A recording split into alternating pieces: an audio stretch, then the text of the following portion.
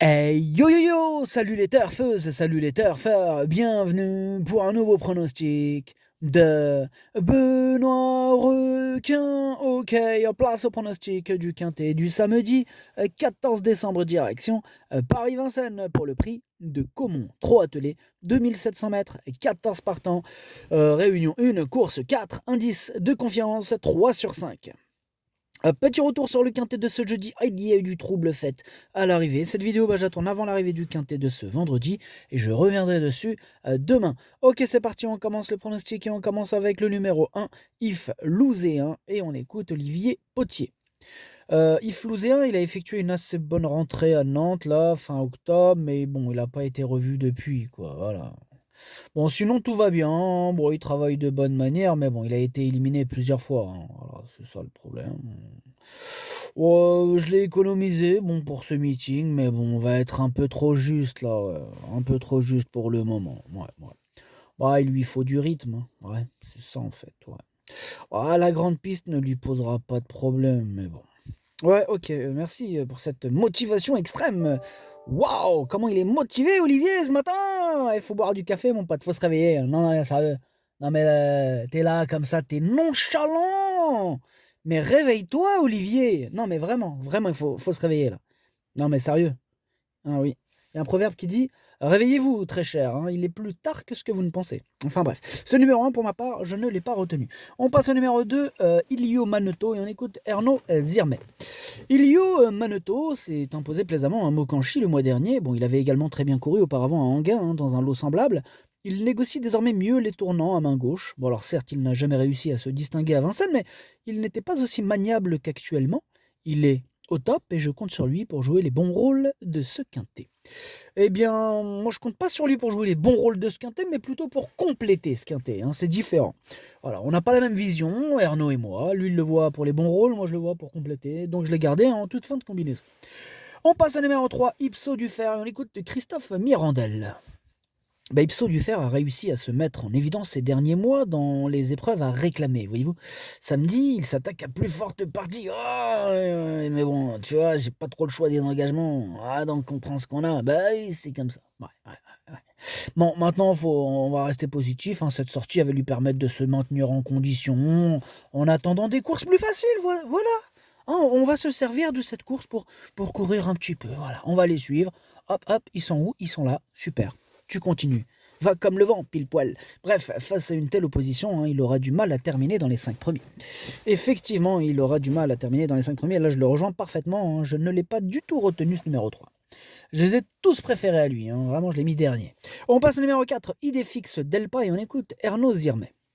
Mais Idéfix Delpa a connu des problèmes de santé, hein. Il a du mal, hein, il a du mal à retrouver son meilleur niveau.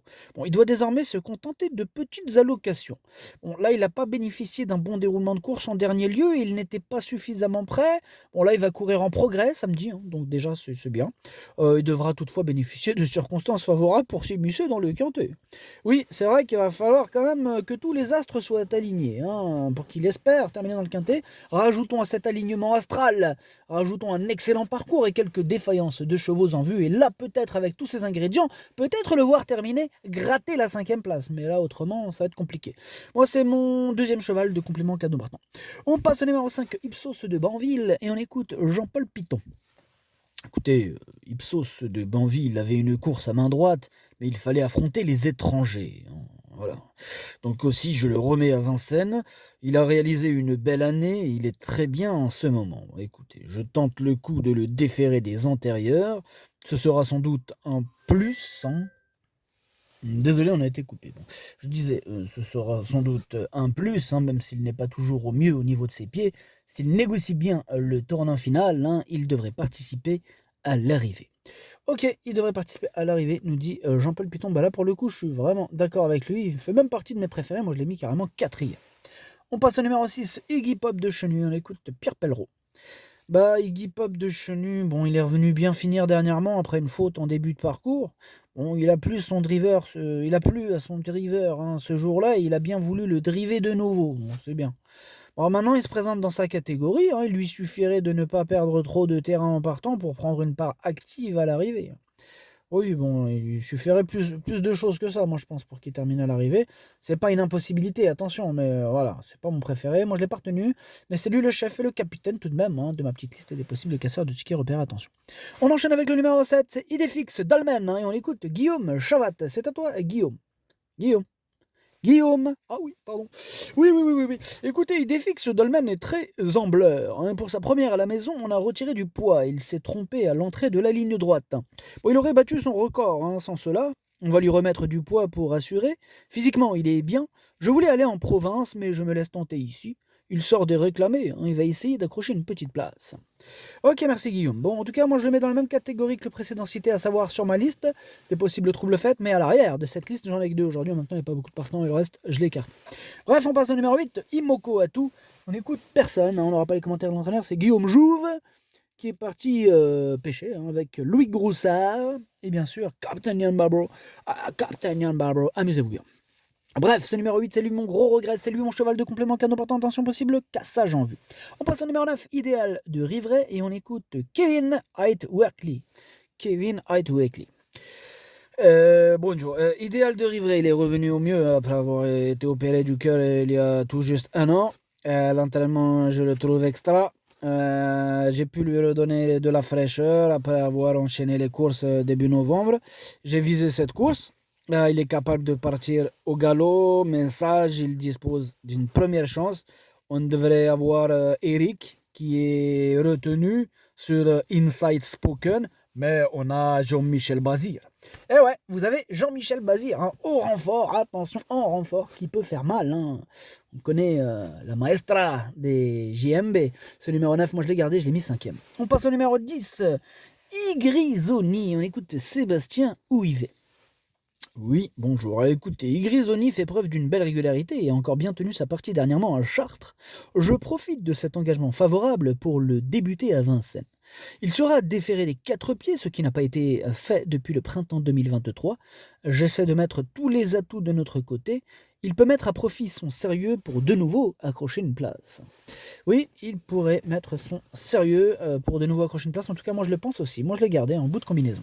On passe au numéro 11, Iliano des Plaines, et on écoute Emmanuel Bouillet. Oui, alors, Iliano des Plaines découvre un bel engagement au plafond des gains. Bon, Mathieu Abrivard est suspendu, j'ai fait appel à Mathieu Mottier. Il n'aura pas de mal à évoluer sur les 2700 mètres. Il est plus souvent placé que vainqueur, hein, car il ne faut pas trop en faire en partant. Il termine ses courses de mieux en mieux. Je le trouve très bien en ce moment. Il a ma confiance. Il a ta confiance, Emmanuel, il a aussi la mienne, il fait partie de mes préférés, j'y crois dur comme fer, je l'ai mis 3e, il peut faire très mal.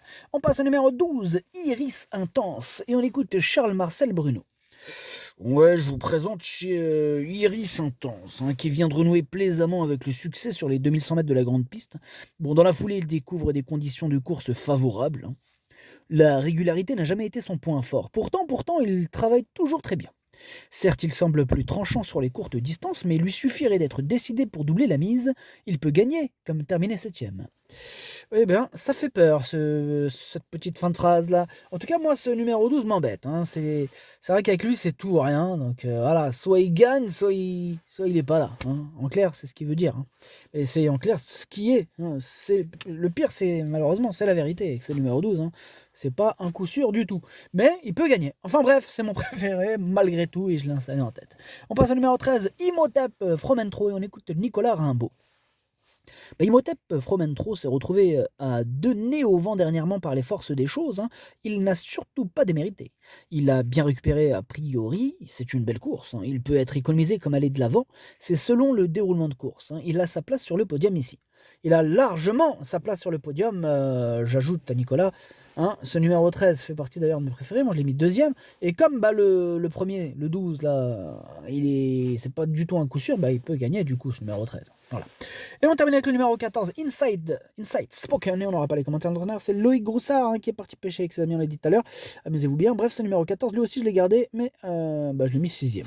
Le pronostic, ça donne 12, 13, 11, 5, 9, 14, 10, 2. Merci d'avoir suivi cette vidéo. N'hésitez pas à mettre un pouce bleu si la vidéo vous a plu. Pour accéder à tous mes tickets pour la course du Quintet, eh bien rendez-vous directement en description de la vidéo. À jouer avec modération. Bonne chance, chopez-le moi! Ciao!